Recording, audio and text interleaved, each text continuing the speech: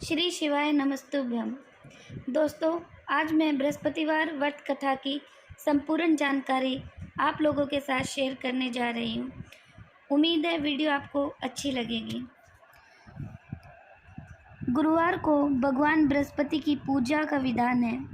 इस पूजा से परिवार में सुख शांति रहती है। जल्द विवाह के लिए भी गुरुवार का व्रत किया जाता है। बृहस्पति देव की पूजा और व्रत बहुत ही नियमों के साथ किया जाता है। आइए जानते हैं बृहस्पति देव की पूजा और व्रत कथा की विधि। गुरुवार की पूजा विधि विधान के अनुसार की जानी चाहिए। व्रत वाले दिन सुबह उठकर बृहस्पति देव का पूजन करना चाहिए। बृहस्पति देव का पूजन में पीली वस्तुएं, पीले फूल, चने की दाल, मुनक्का, पीली मिठाई, पीले चावल और हल्दी चढ़ाकर किया जाता है। इस व्रत में केले के पेड़ की पूजा की जाती है। कथा और पूजन के समय मन, कर्म और वचन से शुद्ध होकर मनोकामनाएं पूर्ति के लिए बृहस्पति देव से प्रार्थना करनी चाहिए। जल में हल्दी डालकर केले के पेड़ पर चढ़ाएं। केले की जड़ में चने की दाल और मुनक्का चढ़ाएं। साथ ही दीपक जलाकर पेड़ की आरती उतारें। दिन में एक समय ही भोजन करें। खाने में चने की दाल या पीली चीज़ें खाएं। इस दिन नमक नहीं खाना चाहिए।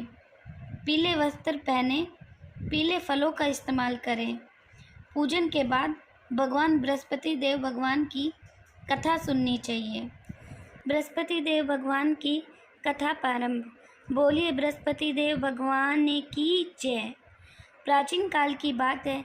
किसी राज्य में एक बड़ा प्रतापी और दानी राजा राज करता था। वह प्रत्येक गुरुवार को व्रत रखता एवं भूखे और गरीबों को दान देकर पुण्य प्राप्त करता था। परंतु यह बात उसकी रानी को अच्छी नहीं लगती थी। वह न तो व्रत करती थी और न किसी को एक पैसा दान में देती थी और राजा को भी ऐसा करने से मना करती थी। एक समय की बात है, राजा शिकार खेलने के लिए वन चले गए थे। घर पर रानी और दासी थी। उसी समय गुरु बृहस्पति देव साधु का रूप धारण कर राजा के दरवाजे पर भिक्षा मांगने आए। साधु ने जब रानी से भिक्षा मांगी तो वह कहने लगी, हे साधु महाराज, मैं इस दान और पुण्य से तंग आ गई हूँ। आप कोई ऐसा उपाय बताइए जिससे कि सारा धन नष्ट हो जाए और मैं आराम से रह सकूं। बृहस्पति देव ने कहा, हे देवी, तुम बड़ी विचित्र हो। संतान और धन से कौन दुखी होता है? अगर अधिक धन है तो इसे शुभ कार्य में लगाओ। कुंवारी कन्याओं का विवाह कराओ। विद्यालय और बाग बगीचों का निर्माण कराओ जिससे तुम्हारे दोनों लोग को सुधर जाए।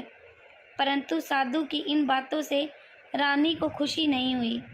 उसने कहा कि मुझे ऐसे धन की आवश्यकता नहीं है जिसे मैं दान दूं और जिसे संभालने में मेरा सारा समय नष्ट हो जाए। तब साधु ने कहा, यदि तुम्हारी ऐसी इच्छा है तो मैं जैसे तुम्हें बताता हूँ तुम वैसा ही करना। गुरुवार के दिन तुम घर को गोबर से लीपना। अपने केशों को पीली मिट्टी से धोना। केशों को धोते समय स्नान करना। राजा से हजामत बनाने को कहना। भोजन में मांस मदिरा खाना। कपड़ा धोबी के यहाँ धुलने डालना। इस प्रकार 7 बृहस्पतिवार करने से तुम्हारा समस्त धन नष्ट हो जाएगा। इतना कहकर साधु रूपी बृहस्पति देव अंतर ध्यान हो गए। साधु के अनुसार कई बातों को पूरा करते हुए रानी को केवल 3 बृहस्पतिवार ही बीते थे कि उसकी समस्त धन संपत्ति नष्ट हो गई। भोजन के लिए राजा का परिवार तरसने लगा। तब एक दिन राजा ने रानी से बोला कि हे रानी, तुम यहीं रहो। मैं दूसरे देश को जाता हूँ क्योंकि यहाँ पर सभी लोग मुझे जानते हैं, इसलिए मैं कोई छोटा कार्य नहीं कर सकता। ऐसा कहकर राजा प्रदेश चला गया। वहाँ वह जंगल से लकड़ी काट कर लाता और शहर में बेचता। इस तरह वह अपना जीवन व्यतीत करने लगा। इधर राजा के प्रदेश जाते ही रानी और दासी दुखी रहने लगी। एक बार जब रानी और दासी को 7 दिन तक बिना भोजन के रहना पड़ा तो रानी ने अपनी दासी से कहा, हे दासी, पास के ही नगर में मेरी बहन रहती है, वह बड़ी धनवान है। तू उसके पास जा और कुछ ले आ, ताकि थोड़ी बहुत गुजारा हो जाए। दासी रानी की बहन के पास गई। उस दिन गुरुवार था और रानी की बहन उस समय बृहस्पतिवार व्रत की कथा सुन रही थी। दासी ने रानी की बहन को अपनी रानी का संदेश दिया, लेकिन रानी की बड़ी बहन ने कोई उत्तर नहीं दिया। जब दासी को रानी की बहन से कोई उत्तर नहीं मिला तो वह बहुत दुखी हुई और उसे क्रोध भी आया। दासी ने वापस आकर रानी को सारी बात बता दी। सुनकर रानी ने अपने भाग्य को कोसा।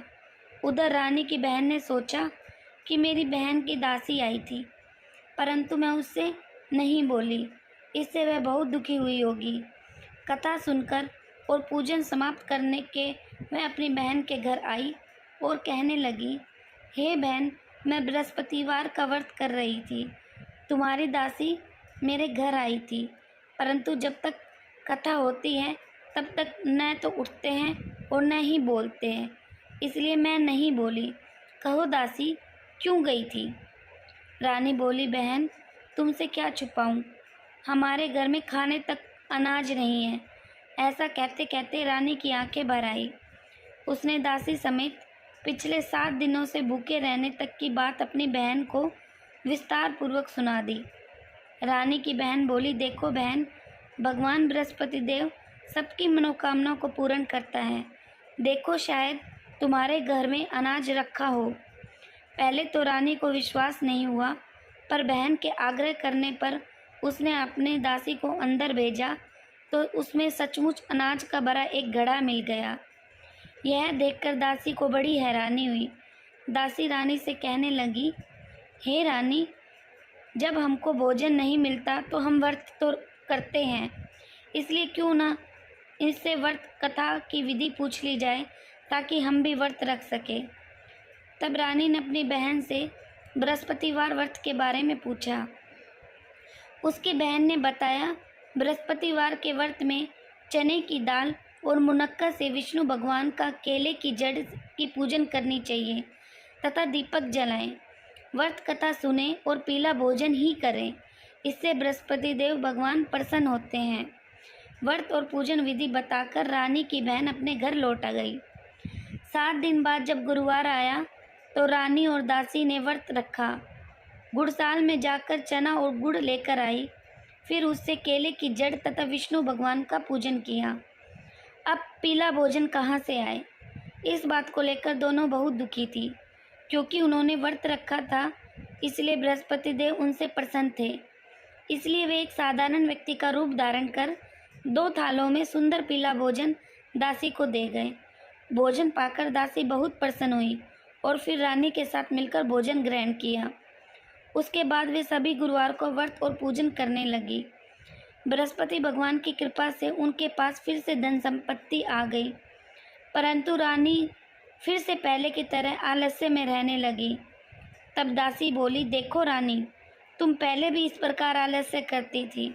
तुम्हें धन रखने में कष्ट होता था, इस कारण सभी धन नष्ट हो गया, और जब भगवान बृहस्पति देव की कृपा से धन मिला है तो तुम फिर आलस्य कर रही हो। रानी को समझाते हुए दासी कहती है कि बड़ी मुसीबतों के बाद हमारे यहाँ धन आया है, इसलिए हमें दान पुण्य करना चाहिए, भूखे मनुष्यों को भोजन कराना चाहिए और धन को शुभ कार्यों में लगाना चाहिए, जिससे तुम्हारे कुल का यश बढ़ेगा, स्वर्ग की प्राप्ति होगी और पितृ प्रसन्न होंगे। दासी की बात मानकर रानी अपना धन शुभ कार्य में खर्च करने लगी, जिससे पूरे नगर में उसका यश फैलने लगा। एक दिन रानी और दासी आपस में विचार करने लगी कि न जाने राजा किस दशा में होगा, उनकी कोई खोज खबर नहीं है। गुरु भगवान से उन्होंने प्रार्थना की और भगवान ने रात्रि में राजा को सपन में कहा, हे राजा, उठ, तेरी रानी तुझको याद करती है, अब अपने देश को लौट जा। राजा प्रातःकाल उठकर जंगल से लकड़ियाँ काटकर लाने के लिए जंगल की ओर चल पड़ा। जंगल से गुजरते हुए वह सोचने लगा, रानी की गलती से उसे कितने दुख भोगने पड़े हैं।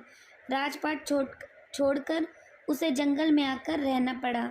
जंगल से लकड़ियाँ काटकर उन्हें बेचकर गुजारा करना पड़ा।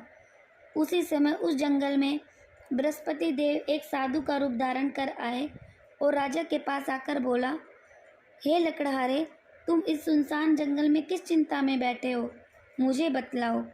यह सुन राजा के नेत्रों में जल भर आया और साधु से वंदना कर बोला, हे प्रभु, आप सब कुछ जानने वाले हैं। इतना कहकर राजा ने साधु को अपनी संपूर्ण कहानी सुना दी।